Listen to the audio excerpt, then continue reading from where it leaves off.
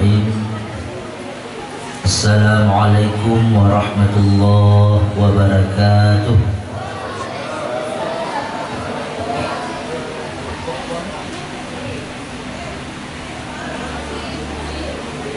Al-Fatihah.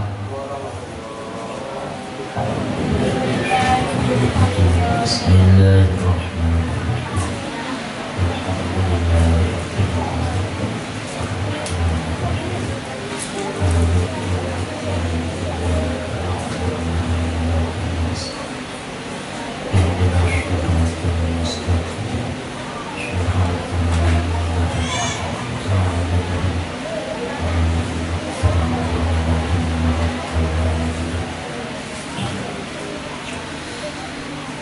Alhamdulillahi wa kafa,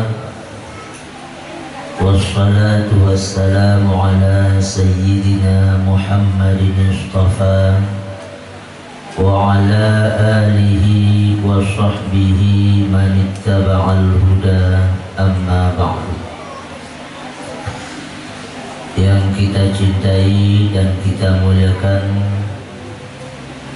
Al-Arif Billah Hadratul Syekh Abuya beserta seluruh keluarga,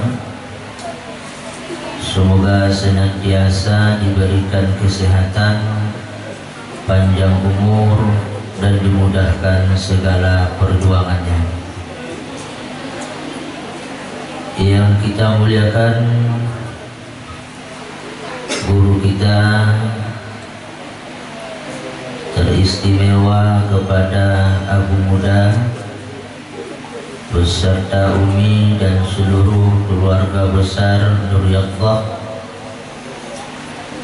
para guru-guru kita, para undangan, teristimewa kepada seluruh para santriwan dan santriwati yang dirahmati oleh Allah Subhanahu wa ta'ala. Alhamdulillah, kita bersyukur kepada Allah Subhanahu wa ta'ala pada siang yang berkah ini kita dihimpunkan dalam sebuah majlis memperingati, membesarkan, mengagungkan kelahiran baginda Rasulullah Sallallahu Alaihi Wasallam di pesantren Nuriyatullah yang kita cintai ini. Secara tiba-tiba kami disuruh untuk berbicara. Apa yang harus dibicarakan? Cuma di sini kami ingin sedikit berbagi pengalaman kepada para adik-adik santriwan dan santriwati yang sedang menuntut ilmu di pesantren ini. Saya teringat sebuah pesan atau nasihat yang sangat penting daripada abuya kita. Apa kata abuya? Beliau menyampaikan sebuah firman Allah, dan ini menjadi motivasi adanya ajaran tasawuf kesufian hari ini, yaitu firman Allah, yarfa'illahu alladhina amanu minkum walladzina utul ilma darajat. Allah akan mengangkat derajat orang-orang yang beriman dan orang-orang yang berilmu.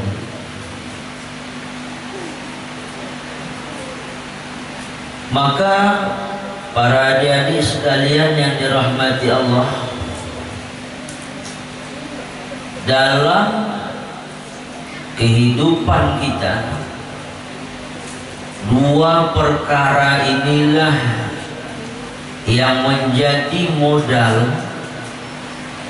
kita mencapai kemuliaan dunia dan kemuliaan akhirat. Yang pertama yaitu dengan iman. Dengan kita beriman. Iman ini yang perlu kita rawat.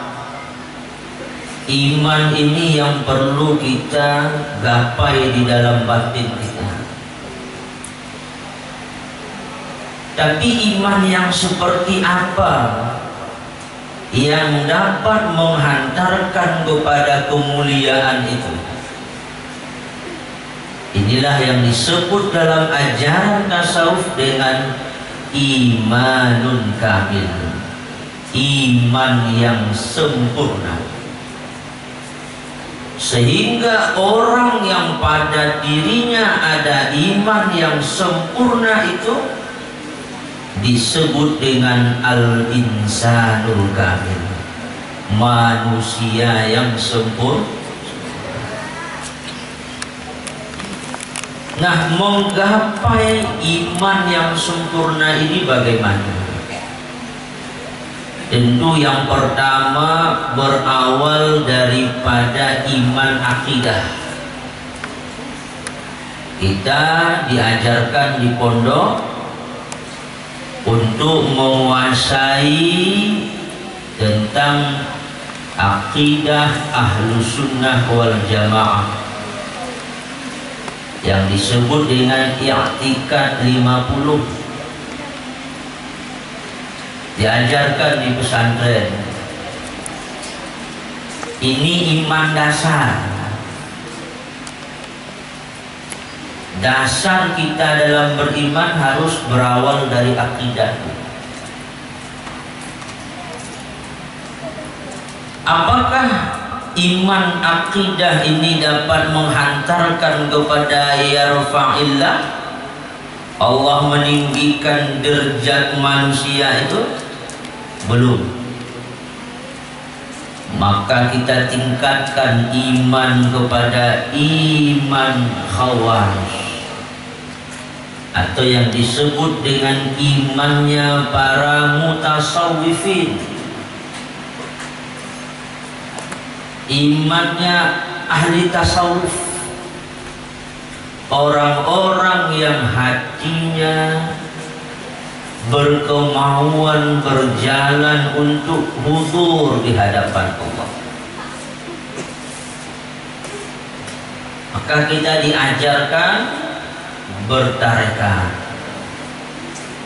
Kita perlu mencari mursyid yang kamil, yang pada hari ini ada Abuya yang menjadi mursyid kamil itu. Maka setelah kita didasarkan dengan akidah, beranjak keimanan kita kepada imannya mutasawwifin, supaya hati ini senantiasa bersama Allah. Maka bagi santri, bagi seorang pelajar, bukan hanya akal yang diisi dengan ilmu, bukan hanya tubuh yang dilatih dengan riyadhah, dengan amal. Akal kita diisi dengan ilmu, tubuh kita dilatih dengan riyadhah, dengan mujahadah, salat berjamaah, baca yasin, berwirid setelah salat, puasa sunnah. itu riyadhah. Tapi juga hati kita harus diisi dengan zikir, dengan ingatan kepada Allah Subhanahu wa ta'ala. Maka diajar kita, dididik kita dengan tarekat, supaya qulubana, hati-hati kita itu mamlu'an, dipenuhi oleh ma'rifat, oleh cinta kepada Allah. Makanya para hadirin, adik-adik sekalian, banyak hari ini para santri, para penuntut ilmu, akalnya dipenuhi oleh ilmu, tapi hasil hatinya kosong daripada Allah. Sehingga lahirlah pelajar-pelajar yang su, yang akan melahirkan ulama-ulama yang su, ulama-ulama yang jahat. Lidahnya fasih, berdakwah kemana-mana. Tampilannya gagah dengan sorban dan baju, tapi hatinya dipenuhi oleh keburukan, akhlak yang jelek, hubbud dunia, hubbur riyasah, cinta nama, cinta popularitas. Kalau sekarang itu supaya viral, banyak subscribe-nya. Kenapa? Hatinya kosong daripada cahaya Allah. Maka kita ditingkatkan lagi oleh Abuya keimanan kita kepada imannya para sufi, iman yang bersih batinnya dari selain Allah, termasuk dirinya. Ini yang pertama, iman. Kemudian yang kedua, walladzina utul ilma, orang yang Allah karuniakan ilmu. Yang Allah karuniakan ilmu. Ilmu yang dimaksud sebagaimana dalam hadis Nabi mengatakan, ilmu itu ada dua. Ada al-ilmun nafi', ilmu yang bermanfaat, dan ilmu yang ghairun nafi', ilmu yang tidak bermanfaat.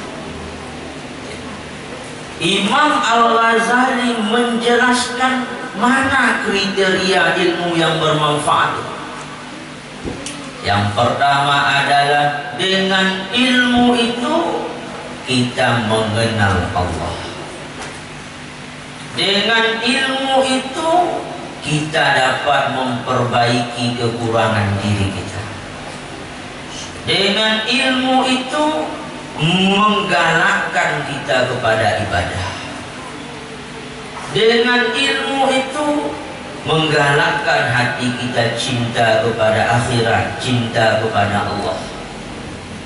Atau dengan kata lain, ilmu yang bermanfaat adalah ilmu agama yang disebut dengan iman, Islam, dan ihsan. Maka ayat ini para adik-adik sekalian, ini semacam SK dari Allah untuk kita. Kalau engkau ingin kemuliaan dunia, perbaiki iman. Kalau engkau ingin kemuliaan dunia, maka raihlah ilmu yang bermanfaat. Maka tidak perlu ragu adik-adik yang dirahmati Allah. Kita yang mengaji ini adalah pilihan dari segala pilihan. Karena biasanya yang suka, yang ada kemauan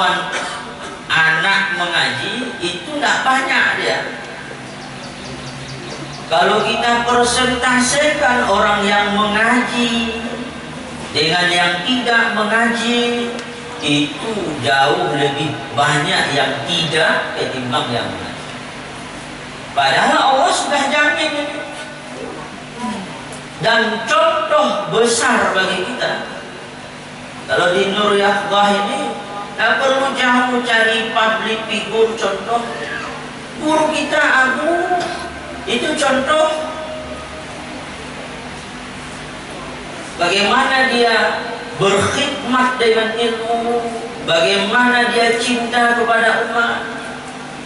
Dan inilah yang diwarisi oleh guru-guru kita, oleh abuya kita, bahkan oleh abuya Syekh Mudawali. Ditulis itu di Musalla Darussalam itu, abuya Mudawali itu adalah khadimil ilmi wal ummah, pelayan ilmu dan pelayan umat.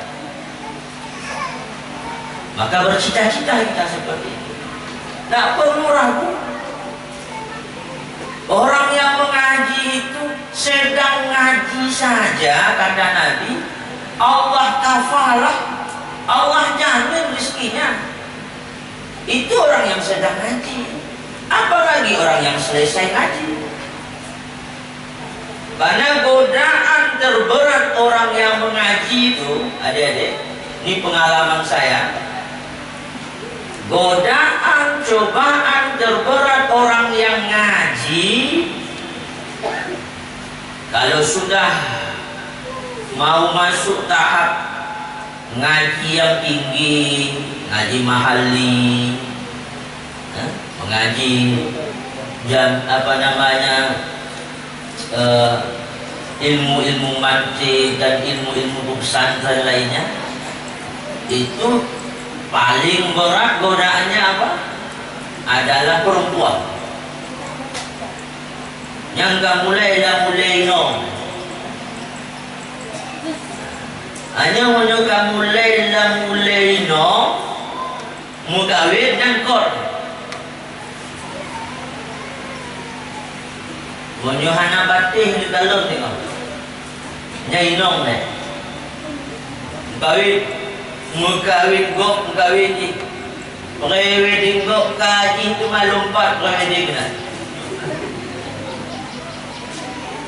Apabila kamu kawin, yang paling berat lom cobaan hubung hududnya adalah rizki pek. Itu gimana? Yo, pada copek. Yo hari itu yo. Pek.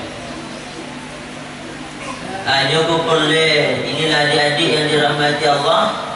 Makanya abuya mendidik kita dengan tasawuf, dengan kesufian.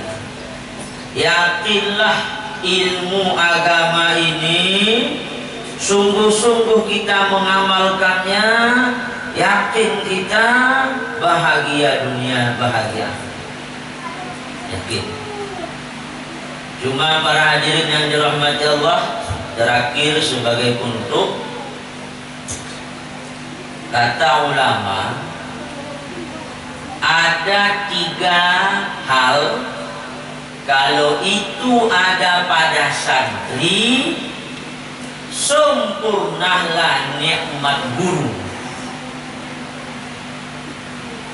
Dan ada 3 hal kalau itu ada pada guru, sempurnalah nikmat murid. Nyo nabak gure, nabak murid. Mana 3 hal yang benar bak murid baru senang gure? Yang pertama adalah adab. Bagus adab. Dan yang kedua yaitu bagus akhlak. Dan yang ketiga, yang pertama adalah akal, itu artinya cepat paham. Yang kedua adab, dan yang ketiga yaitu bagus paham. Yang menyodanya guru, yang gure hana galai. Yohana galak, hana kena doa. Menyodanya murid, kalau kita murid jelek ada, itu nak dapat ilmu. Kalaupun dapat, jangankan bermanfaat untuk orang lain, ke dirinya tidak bermanfaat. Sudah banyak itu. Banyak orang alim, banyak orang pintar, banyak orang hafal Quran, banyak orang hafal kitab, tapi jelek adab dengan guru. Jangankan ilmu bermanfaat untuk orang lain, untuk dirinya pun tidak manfaat. Yang ketika faham, jadi harus ada pada murid nih akal yang pintar, adab yang bagus, dan mengerti, paham. Kemudian yang kedua, bagi si guru juga harus ada 3 supaya sempurna nikmat pada murid. Yang pertama yaitu sabar. Mendidik murid itu bukan perkara mudah. Kalau saya nutilkan perkataan Syekh Muhyiddin dari Syria ketika muzakarah di Lubuk dulu, apa kata beliau? Seorang guru mendidik murid itu jauh lebih berat daripada memindahkan gunung. Belum yang model-model lagi tu, payah. Makanya nabi-nabinya sebelum jangka di Nabi, giyurabe kamen milih Allah Ta'ala. Yurabe kamen le mengatakan ada udah urutnya lebih berat dari kamen. Pakai dah sampai beda tipak-tipak lagi mana kau? Sabar. Yang kedua tawakal, rendah hati. Walaupun daya murah, lagi itu pun menang. Jago bangsa dulu. Baik. Makanya Abu Ya mengajarkan kita mulia itu ada pada tawakal. Di pemuliaannya tidaknya ulang hina. Ikan kau tanya mulia idanya sila lupa perasaan nanya. Tawakal. Kemudian yang ketiga adalah husnul khulqi, bagus akhlak. Karena gurunya adalah panutan, contoh, role model, contoh. Anak umit, iji kadang hana mukum yang tak pegah. Hana itu pun faedah apa yang kita ajarkan, tapi anak kecil dapat mencontoh apa yang kita tirukan. Dan umit balahi yang bayinya, yang tak pegah, kata bayang tamu muaka kali. Hana itu pun muaka je. Mereka main HP, buka mata kata, hana itu punya. Tapi yang tak bubut ledanya, nyanyi contoh. Tak putar boleh baru putar boleh. Maka bagus akhlak. Kemudian sebagai penutup, adik-adik yang dirahmati Allah, untuk mendapatkan ilmunya, wajib turun gate, mak selamat hudik. Dalam menuntut ilmu itu, kata para ulama, harus ada 3 keras kemauan. Benar leboh semangat. Menjohana leboh semangatnya patah, anak berhasil. Yang pertama, keras kemauan guru untuk mendidik.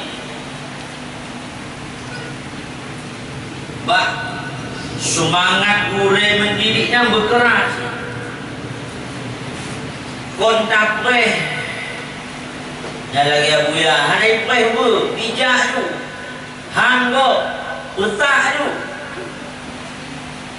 gedulak jadu hana ilmu pegah tu keras kemauan. Yang kedua, keras kemauan murid untuk dididik. Murid keras kemauan mendidik, murid keras kemauan untuk dididik.